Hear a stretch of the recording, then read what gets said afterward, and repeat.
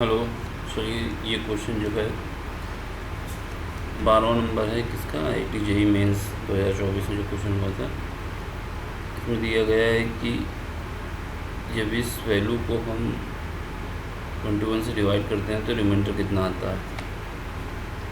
तो सबसे पहले क्या करते हैं, देखिए ये जो वैल्यू है इसको हम एक ऐसी वैल्यू के करीब रखेंगे जो 21 से डिवाइड हो पूरी तरीके से। यानी 420 जब हम लिखते हैं तो 420 जो है हमारा 21 से डिवाइड होता है। और ये जब इसकी पावर जो है 2024, इसको हम लिख सकते हैं 428 को लिख सकते हैं 420 प्लस 28। अब ये जो है हमारी इक्वेशन बन गई। अब इस इक्वेशन को जब हम करेंगे सॉल्व, मतलब इसको जब सॉल्व करना होगा तो हमारे पास एक्सपेंशन का फार्मूला होता है कि 1 प्लस एक्स की पावर n। एक्सपेंशन जो होता है वो NC0 एक्स की पावर 0 प्लस NC1 एक्स की पावर 1 प्लस NC2 एक्स की power 2 dot dot dot dot plus NCn x की पावर n। ये होता है, उसी से हमने एक्सपेंशन कर दिया इसका। तो इसका एक्सपेंशन किया तो जो भी वैल्यू होंगी सारी वैल्यू में 420 आएगा। केवल ये लास्ट वाला टर्म जो होगा इसको छोड़ के जो 8 की पावर 2024 होगी। ठीक, अब आगे बढ़िए। अब इसके बाद हमको ये पता चल गया कि इसमें जो है आपको 420 आएगा, 420 आएगा यानी 21 से डिवाइड होगा।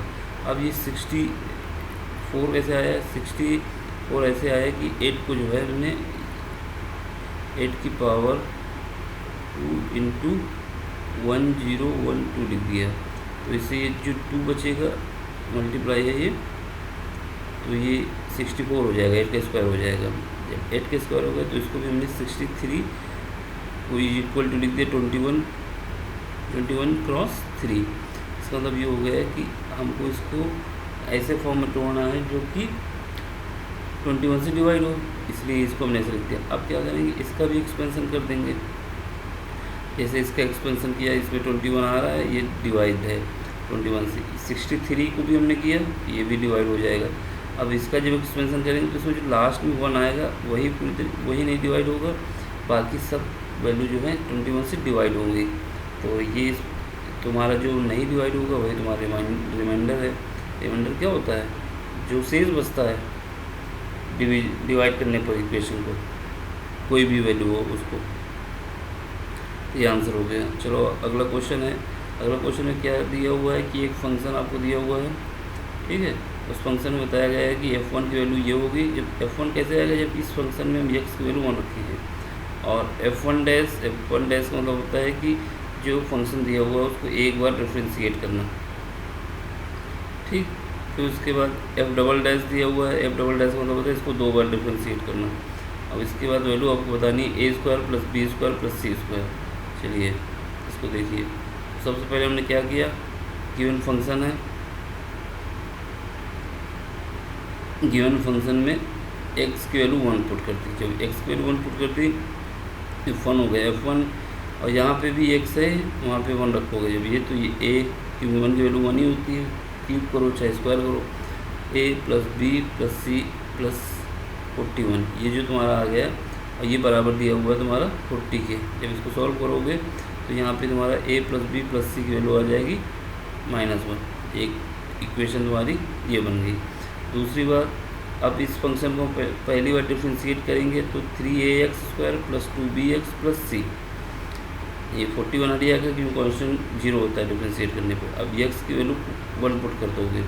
जब x की वैल्यू 1 पुट कर दोगे तो ये इसकी f1 डैश की वैल्यू तुमको 2 देगी क्वेश्चन में। 3a plus 2b plus c, ये इक्वेशन बन गई तुम्हारी इक्वेशन नंबर 2। अब इसके बाद इसको अगेन जब डिफ्रेंशिएट करोगे तो ये 6ax प्लस 2b, यहाँ पे x बराबर 1 पुट कर दोगे। अब f डबल डैश जब x बराबर 1 पुट करोगे f डबल डैश पे, तो ये वैल्यू 4 क्वेश्चन में दिया हुआ है, 6a प्लस 2b। अब इसका तुमको क्या करना है, तीनों इक्वेशन को सॉल्व करना है। सॉल्व करने के बाद आपको a और b और सी की वैल्यू निकल आएगी। पहले हमने फर्स्ट और सेकंड को सॉल्व किया तो यहाँ से सी कट जाएगा, एक इक्वेशन बन जाएगी। इस इक्वेशन को हम जब 2 से मल्टीप्लाई करेंगे और इक्वेशन नंबर 3 इसमें घटा देंगे, सब्ट्रैक्ट कर देंगे, ये सोल्यूशन हमने दिखाया है। तो ये कट के यहाँ से एक वैल्यू आ जाएगी आपके पास -1।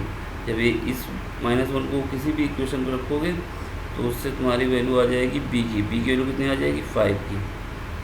5 जब रखोगे तो तीसरी इक्वेशन में, तो पहली इक्वेशन में या दूसरी इक्वेशन में, तो ए और बी की वैल्यू जब रख दोगे तो उससे आपकी सी की वैल्यू आ जाएगी। सी की वैल्यू कितनी आएगी -5 आएगी। तो ये जब सब वैल्यू निकल के आ गई आपके पास, तब इसका a² + b² + c² = -1 प्लस 5 का स्क्वायर प्लस -5 का स्क्वायर, ये आपका आंसर आ गया। कितना आ गया 51। चलिए अगला क्वेश्चन देखिए। अगला क्वेश्चन जो है ये 14 नंबर क्वेश्चन है। इसमें शॉर्टेस्ट डिस्टेंस बतानी है, 2 लाइन है, ये लाइन की इक्वेशन होती है, वेक्टर फॉर्म में होती है। एक ये लाइन है, एक ये लाइन है। तो जो लाइन का जनरल फॉर्म अगर लिखना चाहें तो लिख सकते हैं। जनरल फॉर्म में क्या होता है कि x - x1 प्लस बराबर, यहाँ पे जो डिवाइड कर दो आप जिसे क्या कहते हैं a मान लो, बराबर y - y1 b मान लोगे यहाँ पे, और z - z1 /c। तो यहाँ पे जो आपका क्या आएगा वेक्टर r1 आएगा, जो ये जो होते हैं ये इसी से निकलता है, क्या हो जाएगा A प्लस B लैम्डा के साथ, ये सब वेक्टर में होंगे। ये जनरल फॉर्म होता है। यहाँ A क्या हो जाएगा x1 i cap plus y1 j cap plus z1 k cap, और जो B की वैल्यू आ जाएगी वो ai cap plus b j cap plus c k cap, ये j है। ठीक, ऐसे ही फॉर्म बनती है इसकी। तो इससे हमने क्या किया, ये हमने ले लिया, ये मान यहाँ पे r1 रख लो, तो ये आपकी इक्वेशन निकल आएगी। एक कोफिशिएंट जो दिए हुए हैं उससे निकाल लेंगे आई कैप, क्योंकि यहाँ पे देखो दिया हुआ है आपको, देखो ये 1 3 2 दिया हुआ है। इसी प्रकार हम सेकंड पार्ट में भी दिया हुआ है, तो अब यहाँ पे सॉल्व करके रख लेंगे, ये पहली इक्वेशन बन जाएगी। फिर उसका ये r2 मान लो, ये आपका बन जाएगा, ये म्यू हो जाएगा, ये हो जाएगा।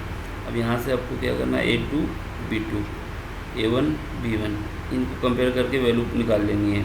जब वैल्यू निकाल लोगे तो शॉर्टेस्ट दोनों के बीच की जो लाइन के बीच की जो शॉर्टेस्ट डिस्टेंस होगी वो इनके मॉडुलस पे a1 vector minus a2 vector का डिफरेंस डॉट है यहाँ पे ब्रैकेट में b1, ये भी ये माइनस है यहाँ पे, प्लस है ये b1 माइनस b2 ये वेक्टर है, ये याद रखना। और ये जो नीचे है इनका ये क्रॉस मल्टीप्लिकेशन किसका b1 b2 का लिख दोगे। और जब इसको सॉल्व करोगे तो यहाँ पे आपको पता होना चाहिए कि जब डॉट प्रोडक्ट करते हैं तो आई डॉट आई 1 होता है, या जे डॉट जे 1 होता है, के डॉट के 1 होता है। बाकी जितनी भी वैल्यू होती हैं आई डॉट के बराबर आई डॉट जे बराबर जे डॉट के, ये जो भी वैल्यू आती हैं ये सब 0 होती हैं। जब ये डॉट प्रोडक्ट करोगे तो यहाँ पे आपकी वैल्यू ये आ जाएगी।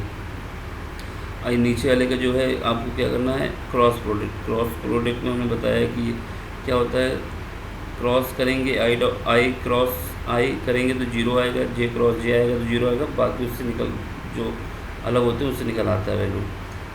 और जैसे आई क्रॉस जे करते हैं तो ये के आ जाएगा, और जे क्रॉस आई करते हैं तो ये माइनस के आ जाएगा। ऐसे भी सबकी वैल्यू आती है।